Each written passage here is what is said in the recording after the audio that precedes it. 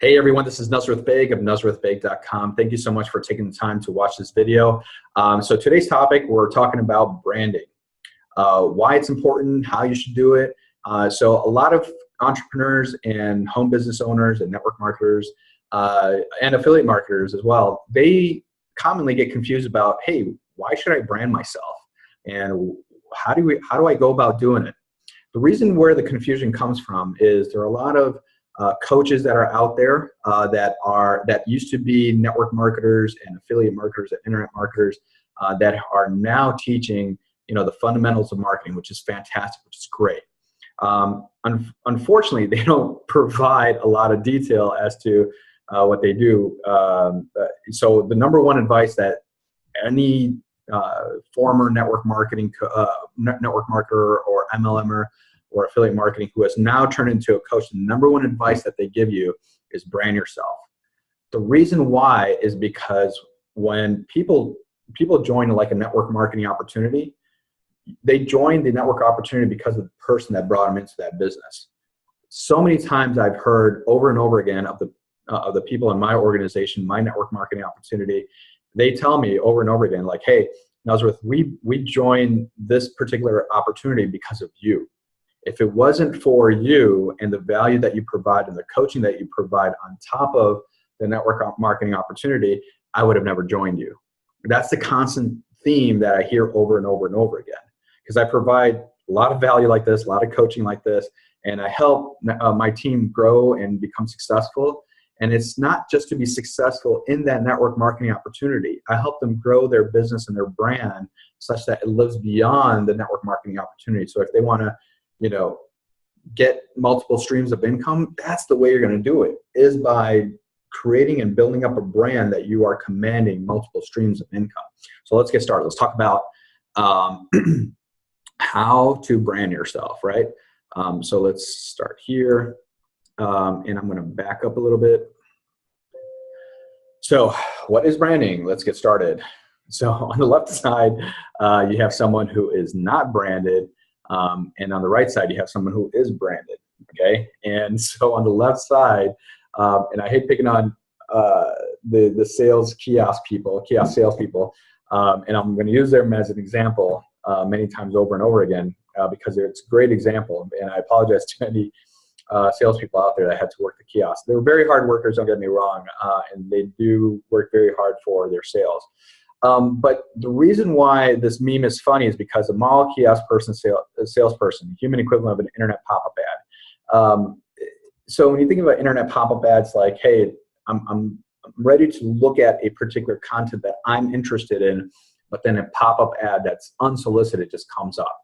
Okay, so whoever the advertiser is who's trying to push their product onto you, they have not really thought about, I'm not talking about all advertisers, but there are some advertisers out there that really don't think about or care about, what it is that you are interested in. They'll just push an ad on you, okay?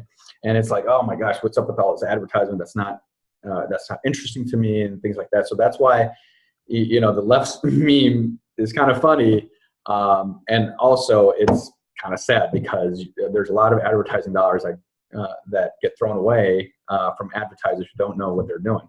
Look on the right-hand side, Michael Jordan.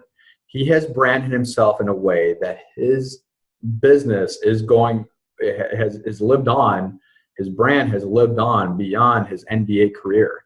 I mean, when he was in the NBA, he was basically labeled as the greatest player that has ever played the game. And that could be an arguable fact, but the fact of the matter is, when people look at this logo, this Jumpman logo and his signature, and it's on a shoe, on a product, there is a huge audience there that's willing to drop $300, $400 to buy the shoe. Okay, now obviously that shoe doesn't appeal to me, okay, but there is a huge demographic that he has catered to, okay? So let's take a look at some other examples. Again, there you have your kiosk sales guy, and you have Oprah Winfrey. Here's the thing. Oprah Winfrey has, over the so many years that she has been doing her show, she knew her demographic. And she has done shows after show. The content that she has delivered in the show caters to that demographic. So if there are artists and actors that she brought on board, it's because of her audience that are interested in that type of actor. And she asks the right questions to that actor, actress, or musician, whatever, the right question that her audience is interested in. Okay. She has also brought on, like, for example, Rachel Ray to, quick meals, Dr. Oz to help you get healthy and lose weight, things like that. Dr. Phil for mental health. She brought on experts to talk about, how to get out of debt, how to get rich. She has brought on experts on top of experts, and she has delivered content that is of value to her audience. So that's why her show was amazing. Her demographic was very large. And whatever she touched turned to gold. Whatever book that she talked about, about her, Oprah's book club, basically hit the top charts in the New York bestsellers list, New York Times bestseller list, and Amazon would, sell out of the books, is because, and her brand has lived beyond her show. Okay, so it's just amazing type of branding that she has done. Again, on the left side and the right side, I mean, this is a perfect example of someone who's just intruding your space, unsolicited. And this picture actually hits home because I remember my wife and I, we were going through a mall, and you have all these guys who are saying, like, hey, try our sea salt, try our nail filing thing or whatever, and makes your hands soft, makes your nails brighter, and things like that. And I remember my wife and I, we were walking through the mall, and we were in a hurry to buy something for the kids, and we wanted to get in and out. And a guy said, like, hey, ma'am, can I help you with this? And she just kind of turned her attention to that and kind of hesitated in her walking flow. And the guy got her. He didn't grab her or anything like that, but it was just like, she's like, okay, fine. Gave him an opportunity to pitch. And he had the same posture as this guy. This guy looks like in a begging position, very poor posture, no sign of like being in a place of authority, that he knows what he's talking about. He's just trying to push product. He's just trying to demonstrate, wow the person and trying to push product. And here, Kim Kardashian, her posture comes from a place of authority, confident. And say what you want about Kim Kardashian, and there's so many people that criticize her of saying, like, what is she famous for, whatever. It doesn't matter. There is a particular audience that is into the lifestyle that she is living, and they're into the clothing that she's wearing. They're into the travel sites that she goes to, and she basically puts out this whole the content that she puts out is all centered around lifestyle. The content that Oprah Winfrey that puts out, it was multiple things. It was around lifestyle, wealth, health, things like that. Okay. And Kim Kardashian commands a certain audience. Obviously, I'm not interested in anything that she sells her, but there's so many other people that are interested in what she's wearing, what she's eating, what she's, how she looks, so she has a particular body type. She has a certain hair type. She has a certain color. Whole huge set of her audience is there. They want to be like her. Okay. And you'll see a lot of people on Instagram, on Twitter, on Facebook that take selfies, that take pictures of themselves on the beach, and they get engagement, okay? And that's what it's all about. Like, you're going to put out content that people engagement, they will like, they will comment, they'll put a heart on your Facebook post. And she's done a very good job of that, okay?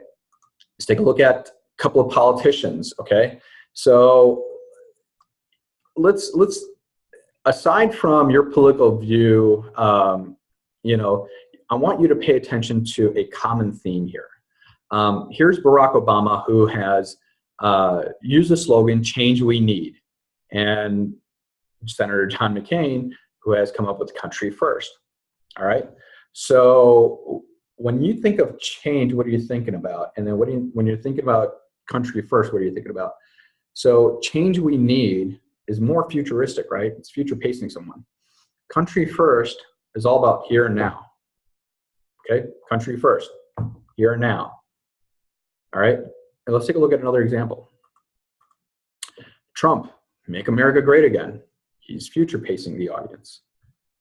Hillary Clinton, stronger together, here and now.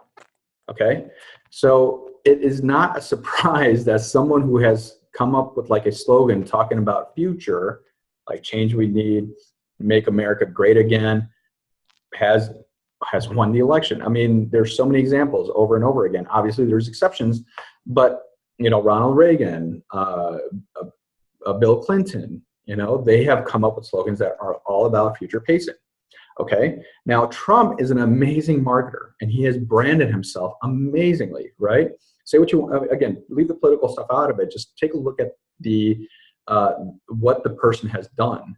And Trump, I mean, even in our lingo, we say, I'm going to use my Trump card. I'm going to pull out my Trump card at the right moment. Okay, the whole thing about Trump card in your common language to help people understand what it's all about, like basically this whole big thing that I'm going to use that's going to basically put the kibosh on something, right? That's going to have like an effect, a huge effect. It's amazing of what President Trump has done as far as branding himself. So at the bottom line, what is it? There's a formula, right? You do X for Y. You provide whatever solve the problem for a particular type of person, right?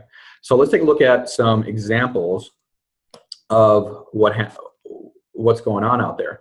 So here's a professor of mine who I audited his class when I was doing my MBA at University of Chicago, and he was teaching a sales class. And his slogan, excuse me, on his LinkedIn profile is pretty simple. I help companies build and tune their sales engine. Straightforward, down on the point. I know what he does. Let's take a look at Ray Higdon, helping network marketers recruit more reps, get more leads, and become top earners in their company. I know who he's helping. I know what he's helping them with.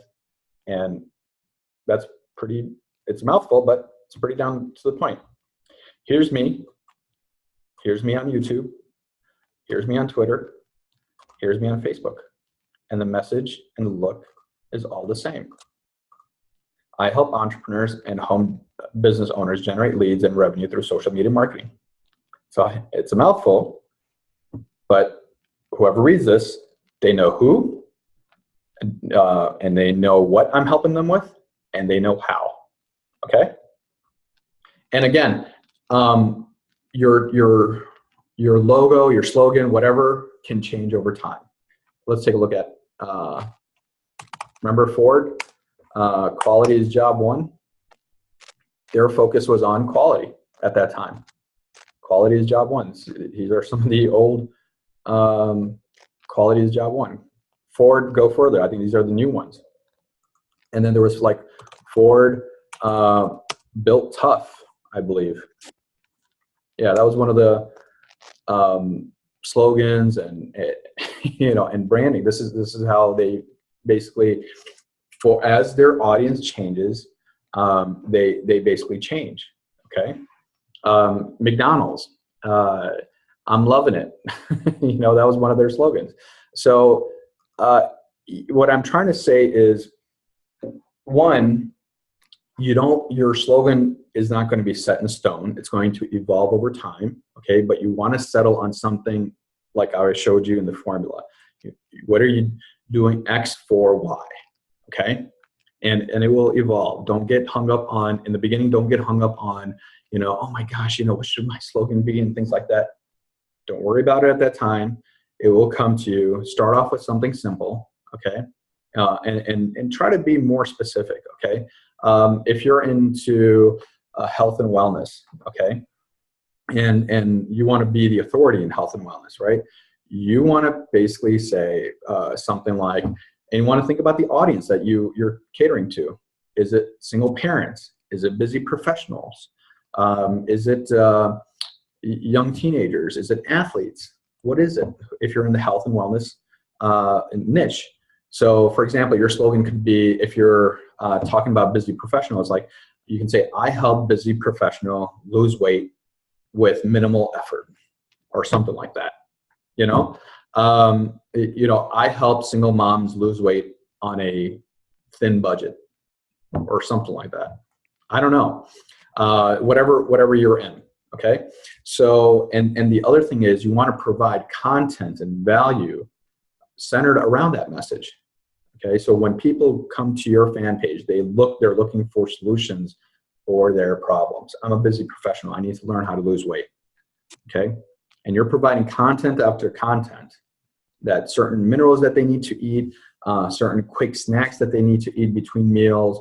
And if you're selling supplements, why certain supplements are super important to your digestion, your metabolism, whatever it is. I'm just making stuff up, but you want to provide content on that. Same thing with, like, I even tell fresh grads out of college to brand themselves and create a blog and create a message around who they are and if they're looking for a job. Okay, so if I'm a hiring manager, right, and on one side I have a candidate who has just a resume and a cover letter, and on the other side has a resume, has a cover letter, has a blog, and in that blog he's providing tremendous amount of value and providing solutions to certain problems that one may face. So which candidate am I going to pick to hire, right? The obvious answer is someone who is sharing value. Okay. So that's pretty much it for my message. Okay. I hope this gives you an understanding of what branding is about. When experts tell you to brand yourself, what do they actually mean and how you go about doing it.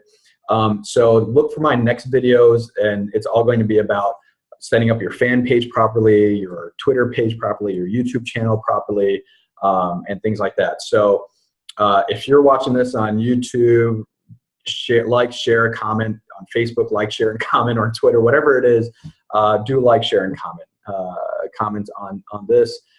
And do subscribe to my newsletter. If you go to nusrethbaig.com, there's a place for you to enter your email address so you can get updates on the latest content. All right. So thank you so much for your time. Hope you enjoyed that. I'll see you later.